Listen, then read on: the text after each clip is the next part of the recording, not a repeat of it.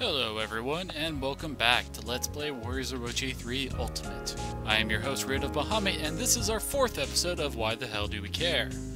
This episode is going to be a bit of a long one with 8 characters to discuss, so let's jump right in with Xu Shu. It is unknown when Xu Shu was born, but he got his first playable appearance in Dynasty Warriors 7 Empires.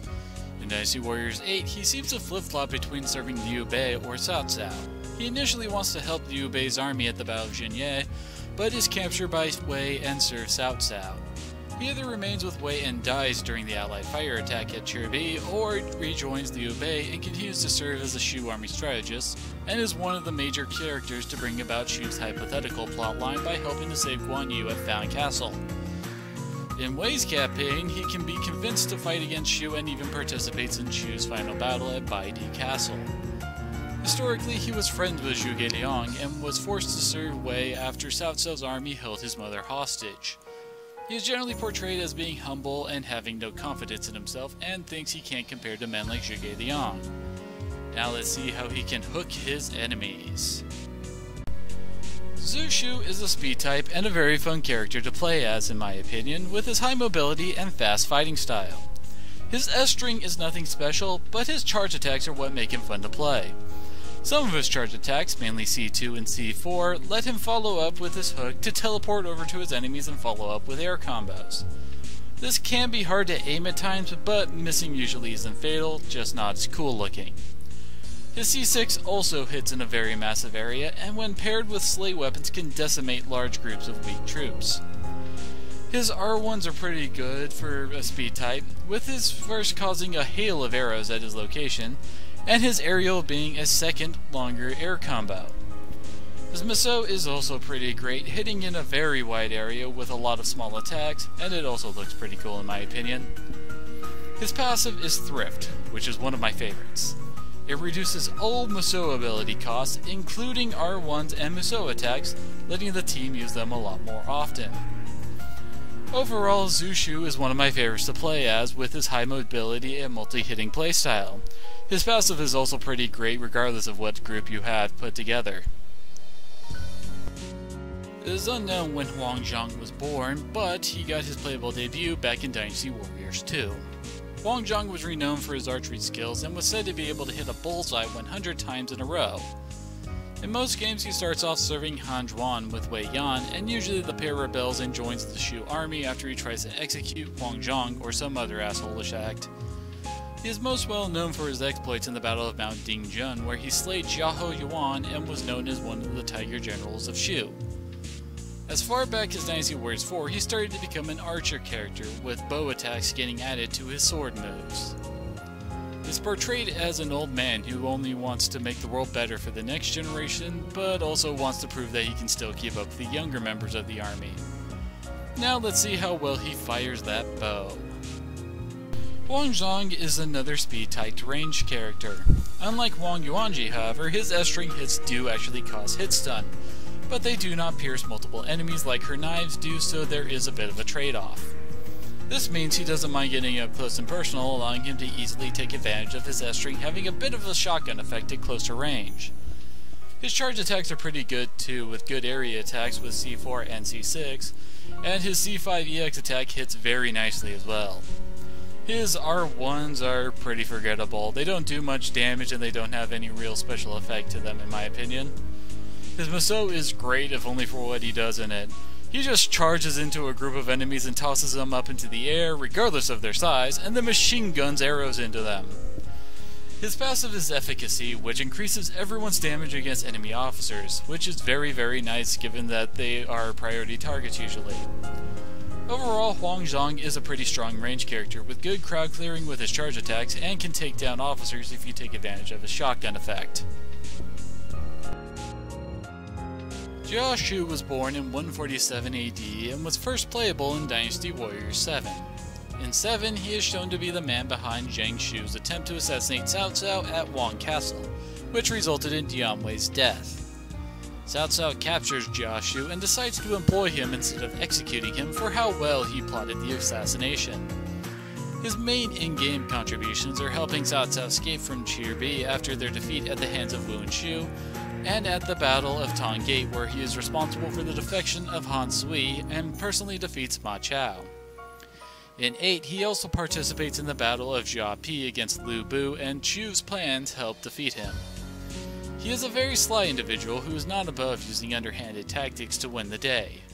He usually acts very relaxed and doesn't let anything get under his skin. Now, let's see how well he wraps up his foes with his chain and sickle. Xu Shu's speed-type fighting style is a bit weird, kind of fitting his personality. His S-string has a lot of variety to it, with its first few hits being close range, and then the latter hits being long and wide-ranged, and finishing up with a long straight finisher. Just like his S-string, his charge attacks are pretty varied as well, with single target hit focus on early charge attacks and his latter 3 being fairly wide-ranged. His C5 EX attack is a pretty nice combo, following up his launchers with flaming kicks that do pretty decent damage. His R1s, like most speed types, are fairly lackluster, with the exception that his ground 1 counts as a throw and is unblockable. His Miso is alright, decent multi-hitting crowd clear, with a bit lackluster range and damage. His passive is Dexterity, which reduces damage received from enemy combos. I'm kinda on the fence on this one, as there are better defensive passives and his only works against multi-hitting combos than the big single-hit ones. Overall, Xu Shu is a bit odd to handle at first, but he can fit a lot of situations he gets thrown into. Zhu Huang's date of birth is unknown, and he first debuted in Dynasty Warriors 3. In the games, he has been shown to fight in the Yellow Turban Rebellion, and he usually joins up with Wei shortly after the battle against Dong Zhuo. He then participates in many battles as one of Wei's powerful fighters. One of his most noteworthy is his performance at the Battle of Fawn Castle, usually acting as reinforcements who come in to save Cao Ren from Guan Yu's water attack. Zhu Huang is pretty much the strength-seeking warrior to end all strength-seeking warriors. In one scenario, he joined Sima Yi during his rebellion against Cao Cao just because he thinks Cao Cao would make for a great opponent to fight. Now let's see how well he swings that giant hunk of metal he calls an axe. Zhu Huang is a friggin' beastly power type on the battlefield. His S-string involves him both attacking and picking up his foes with his giant battle axe. The timing on his charge attacks are a bit weird, since initially his S-string is hard to follow when each hit lands, primarily due to the giant ball of enemies he can accumulate on his axe. Most of his charge attacks hit in a very nice area, but a couple of them, like his C6, pretty much require the enemy to have already been grabbed by his axe to hit well. His EX attack also boosts his defense, turning him into a freaking tank. His ground R1 hits in a wide area and very hard. To weaker foes, it can take off a quarter of their health in duel mode. His air version is fairly lackluster in all honesty, with just some spinning air hits. His Miso is a very nice crowd clearer with a lot of damage and hits in a large circle in front of him. His passive is Solidarity, which reduces the damage received by officers, which is pretty nice since odds are those are the ones most likely to kill you. Overall, Zhu Huang can wreak some serious havoc on the enemies in a fairly hilarious fashion as he picks up and throws the enemy army around like a rag doll. It is unknown when Huang Gai was born, but he first debuted in Dynasty Warriors 3 and has been one of the mainstays of the Wu army ever since. He started service under Sun Jian and continues his career into Sun Quan's rule. His service usually begins during the Yellow Turban Rebellion, and his final major appearance is in the Battle of Cherubim, where he plays a major role in that victory. He is severely flogged by Zhou Yu as a show of dissension between Huang Gai and the Wu High Command, allowing him to pretend to defect to the Wei army. However, instead of defecting, he lights the ships he brings on fire and rams them into the Wei Navy, setting all the ships aflame, bringing the Allied army victory over Cao Cao. In the earlier games, he had dark hair and looked more like he was 40 and got aged considerably around Dynasty Warriors 6. Personality-wise, he is kind of the Wu version of Huang Zhang, although instead of zealously trying to keep up with them youngins, he serves more as a role model for the next generation. Now let's see how well he smashes heads with that giant mace of his. Huang Gai is a wonder type, despite wielding a giant ball of metal as his weapon. I have never really been a fan of the giant ball mace weapon set, even though they do some pretty awesome damage. The S-string is slow and doesn't hit as wide as you think it would. The charge attacks are also kind of meh, outside of C6's unblockable throw. Long Guy's R1s are at least fairly entertaining, with ground R1 buffing his attacks and gives them wind element, so they pierce guard and is totally metal looking. His air R1 is another show of wrestling prowess as he slams a poor fool into the ground while the crowd cheers. His Musou is an unblockable throw that he can slam into other enemies to do some damage to them while wrecking some other guy's day. His passive is Fortitude, which buffs the entire party's defenses, which is always nice. Overall, I'm not really a fan, but I am also pretty biased from not liking Xu Shu back in Dynasty Warriors 3. If you like the fighting style, go ahead and use it, but Huang Gai never makes it into my final team. I wanted to take a quick moment here to show something completely ridiculous from Dynasty Warriors 8. Huang Gai's main weapon is a friggin' boat. They call it an arm blade, but just look at it. He rides around on it and even summons up waves to crush his enemies with. It's just so ridiculously awesome, I don't have the proper words for it. Dengai's date of birth is unknown, and his debut game was Dynasty Warriors 7. He first shows up in 7 at the Battle of Wuzhang Plains as a Wei officer.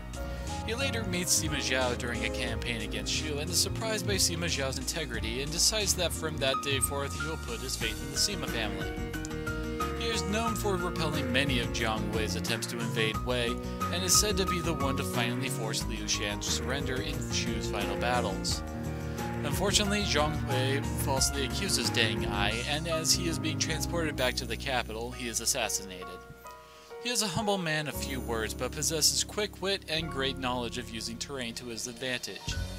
Now let's see if his drill can pierce the heavens. Deng Ai is a power type, whose weapon is a friggin' drill.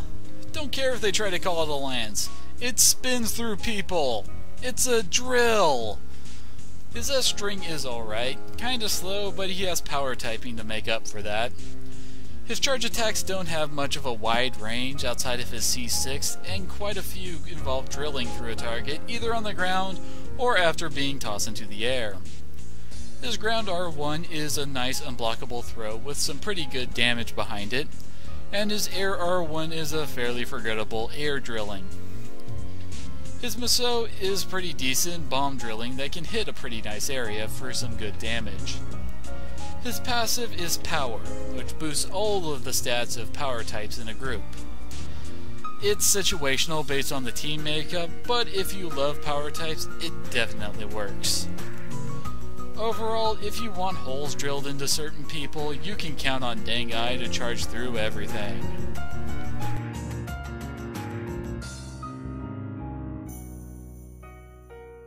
Kanbei Kuroda was born in 1546 AD and joined the Samurai Warriors cast in the third game. He is one of Hideyoshi's strategists, friends of Hanbei Takenaka, and was imprisoned for a year when he failed peaceful mediations with Murashige Araki. It was actually feared that he could take the land for his own if he truly wanted to. He urged Hideyoshi to take Nobunaga's ambition as his own and convinces him to march against Mitsuhide Akechi after he betrayed Nobunaga. After Hideyoshi's death, Kanbei decides that serving Ieyasu would be the swiftest way to peace for the land. He is slain by Kiyomasa Kato at Ishigakibaru after Kato pretended to play dead and surprised him. Kanbei is a very cold and calculating individual. As long as it supports his goals, he is willing to sacrifice anything and anyone. Now let's see if his crystal ball predicts his victory. Kanbei is a technique type, and a bit of an odd one.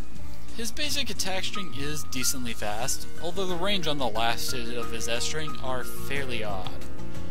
His charge attacks involve summoning demon hands out of his flaming orbs to knock his foes around.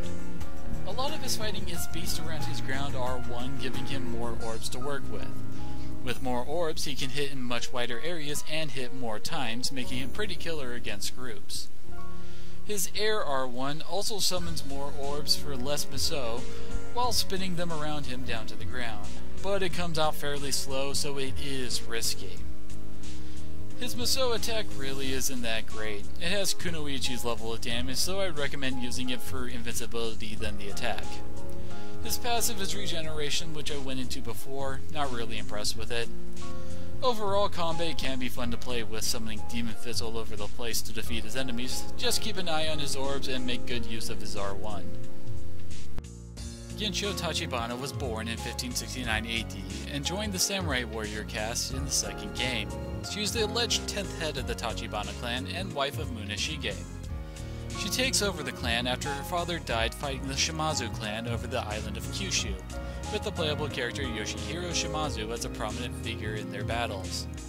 With support from Hideyoshi Toyotomi, she is able to conquer Kyushu for the Toyotomi regime. After Hideyoshi's death, she decides to remain loyal to the Toyotomi and join the Western Army.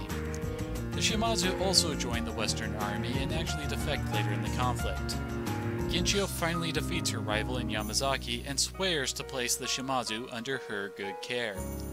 Unfortunately, the Western Army lose at the Battle of Sekigahara and fall under the rule of the Tokugawa. Gensho is the tough female warrior of the Samurai Warriors caste, with a tough exterior with the soft spot that only Muneshige can reach. Now let's take a look at how she wields that lightning sword of hers. Gensho Tachibana is a technique type, and our first long attack string samurai warrior with 12 hits in her basic S string and 9 charge attacks, so the video will probably outlast my explanations. Her S string is pretty fast with lots of hits in all right range. Her C5, C6, C8, and C9 are the standout charge attacks for her in my opinion. C5 is a ranged launcher, C6 is a good area crowd clearer, her C8 is a nice charging attack, and finally her C9 makes lightning rain down around her for a short time for some more nice crowd control. Her ground R1 is a pretty nice white beam attack to follow up with an area of knockback, and her aerial is a charged dive attack. Her Musou is alright, dealing constant damage around her, however it really drains her gauge fast so it won't get too many hits in. Her passive is Impact, so she will be giving the team plenty of Musou to play with. Overall, she can be fun to play with a lot of charge attacks to choose from, and a lot of lightning elemental damage added onto them as well. That's it for this episode of Why the Hell Do We Care? Join me next time as we go and raid Xu Shu Castle. I am your host Rian of Bahamut, and I hope to see you all there.